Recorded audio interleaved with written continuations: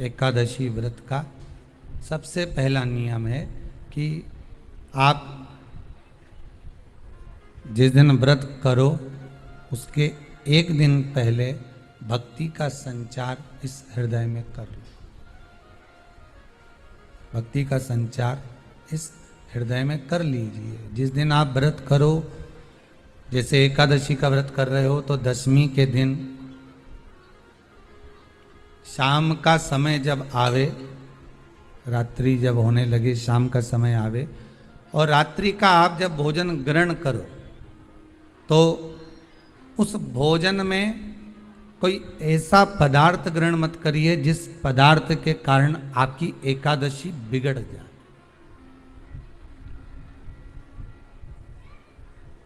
एकादशी का दूसरा नियम बहुत ध्यान से सुनिएगा। जिस दिन आपकी एकादशी का व्रत हो उस दिन प्रयास करिएगा कि अपने हाथ से किसी भी वृक्ष की कोई पत्ती टूटे ना। अपने हाथ से किसी भी वृक्ष की, पौधे की, किसी भी वृक्ष की पत्ती अपने हाथ से ना टूटे। बहुत ध्यान दीजिएगा महाराज। एकादशी का ये दूसरा नियम है कि अपने हाथ से किसी पौधे की, किसी वृक्ष की, किसी डाली की कोई पत्ती टूटे ना, कोई पत्ती ना टूटे, इसका प्रयास करिए। यहां पर तीसरे नंबर का जो, चौथे नंबर का जो उपाय बताया है, उपवास करने का जो नियम बताया, उसमें वर्णन किया।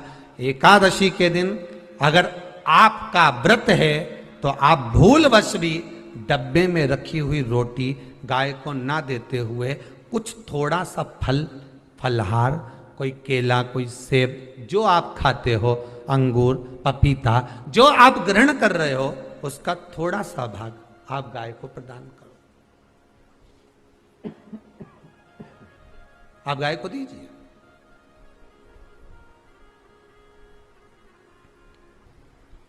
रोटी ही दी है, डब्बे में से निकाल के ले गई, गाय आई है, रोटी देना, देव मना नहीं।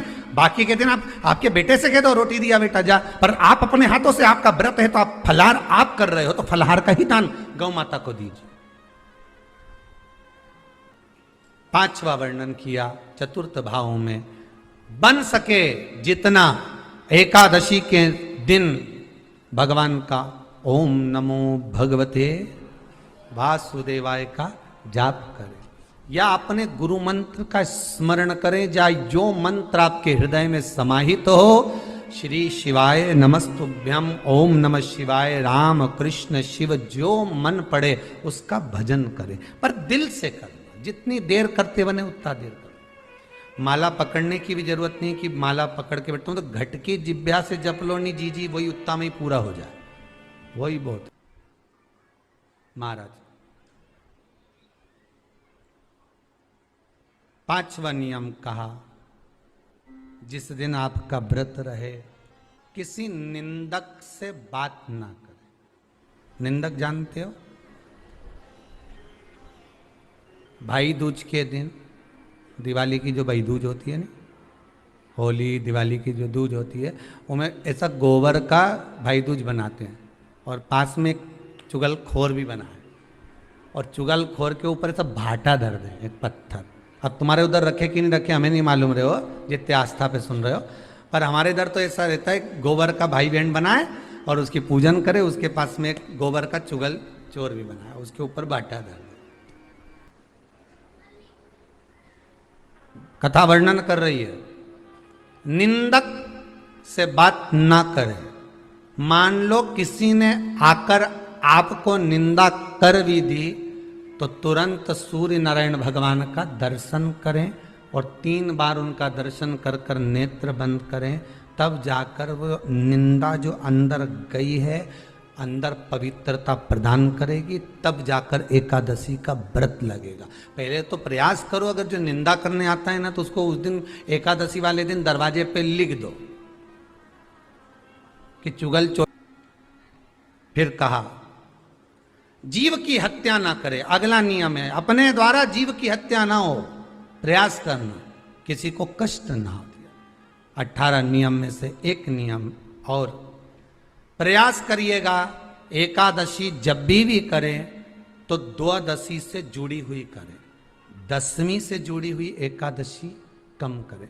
जो वैष्णवों की एकादशी कौन सी होती है? जो एकादशी द्वादशी से जुड़ी हो, दसवीं से नहीं। दसवीं से जुड़ी हुई एकादशी व्रत कहलाती है। Resell sarees and earn profits up to 15,000 rupees every week. Get 30% off on और द्वादशी से जुड़ी हुई एकादशी पुण्य फल प्रदान कर कर वैष्णवों को भगवान के चरण में छोड़ आती है। इसलिए एकादशी द्वादशी से जुड़ी हुई होना चाहिए। वैष्णव एकादशी। फिर अगला वर्णन किया गया। महाराज शास्त्र कहता है, अगला वर्णन जो किया गया उसमें बताया, प्रयास करें जिस दिन एकादशी हो उस दिन घर में बुआरी झाड़ू आदि जो लगती है वो दूसरा लगा ले। क्यों? उसका वर्णन है, अगर आप बुआरी लगाएंगे, झाड़ू लगाएंगे, पोछा लगाएंगे तो हो सकता है कोई जीव आपके हाथ के द्वारा मर जाए। अब एक बार ये कथा हमने काशी में कह दी थी। कहां करोगे? सारे व्रतों में केवल एक व्रत ऐसा होता है एकादशी का जिसका उद्यापन पहली एकादशी पर भी कर सकते हो। सारे उद्यापन में केवल एक उद्यापन ऐसा होता है, सारे व्रतों में एक व्रत का उद्यापन ऐसा होता है, वो है एकादशी का। ये जरूरी नहीं कि 26 पूरी होगी तभी तुम करोगे, या तो पहली में ही कर लो या फिर 26 पूरी हो तब कर। पर उद्यापन, अगर तुमको ऐसा लगे कि हाँ मैं अभी तो जीऊंगी हो, अभी तुम्हारा बाल भी धोला नहीं हुआ, तुमको ऐसा लगे तो अभी तो मैं तो बढ़िया, तो पहली पर करने से क्या फल मिलेगा? तो एकादशी की नियमावली कहती है, अगर मान लो आपने पहली एकादशी पर भी उद्यापन कर लिया, इसके बाद में जितनी एकादशी करोगे वो सारी तुम्हारे खाते में जुड़ती जाएगी। मतलब बैंक में खाता खोल लो, ठीक है? खाता खोल लिया, अब जितना कमाता जाओगा उसमें डालते जाओ, जितनी कमाई करके लाओगे उसमें जमा करते जाओ। एकादशी एक बार उद्यापन पहले में भी हो गया तो बाकी का पुण्य तुम्हारे खाते में आ जाएगा, उसका पुण्य। एकादशी का उद्यापन बड़े महीने में माघ शुक्ल एकादशी के दिन, माघ का महीना हो, शुक्ल पक्ष की, जम के बोलिए, एकादशी हो, प्रयास करना कि आप उद्यापन करें, भले 5, 10, 11, 12 जितनी एकादशी हो जाए, 26 हो जाए तो ज़्यादा अच्छी है, नहीं तो आप करें तो माघ महीने की शुक्ल पक्ष की एकादशी के दिन आप उद्यापन करें। प्रयासरत करें, प्रयास करें।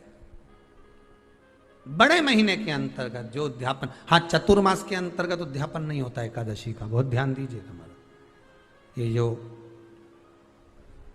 सावन भादो कुंवर कार्तिक जो 4 महीना होते हैं भगवान के शयन करने के, इसके अंतर्गत एकादशी का उद्यापन नहीं होता, और इसके अंतर्गत उद्यापन करना भी नहीं चाहिए एकादशी। हमारा एकादशी का उद्यापन माघ महीने की शुक्ल पक्ष की एकादशी के दिन आप बहुत प्रेम से आनंद के साथ करिए महाराज।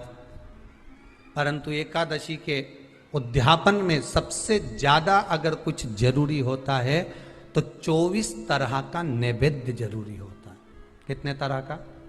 24 तरह का नैवेद्य। अब आप कहोगे गुरुजी उद्यापन हम कर रहे हैं एकादशी का, तो उसमें तो फलहार का हमें नैवेद्य बनाना चाहिए। तो फिर ये पुराण के अंतर्गत स्कंद पुराण में ये चीज लिखी है कि एकादशी का जब उद्यापन करते हैं तो 24 तरह का नैवेद्य बनाकर सिद्ध करते हैं। 24 तरह का नैवेद्य जान रख लेना, का हलवा बना लो, खीर बना लो, पूड़ी बना लो, सब्जी बना लो, पकोड़ा बना लो, भजिया बना लो, ऐसे 24 तरह का नैवेद्य अलग अलग चाहिए। पर लोग क्या करते हैं, खोपरा पाक बनवा लेते हैं 1-2 किलो और 24 जगह रख देते हैं। स्वीकृत नहीं है। 24 तरह का नैवेद्य रखा जाता। महाराज एकादशी के दिन भगवान का पूजन का पूरी तैयारी कर कर मंडल आदि बनवाकर विद्वान ब्राह्मण को बुलाकर, कर्मकांडी ब्राह्मण को बुलाकर जो भगवत सेवा में एकादशी का उद्यापन कराए, उन ब्राह्मण के चरणों को नमन कर कर, प्रणाम कर कर एकादशी का पूजन करवाइए और उस मंडल की पूजन कराकर हवन द्वादशी को कराइए। एकादशी को हवन नहीं, एकादशी के उद्यापन का जो हवन होता है वो द्वादशी को।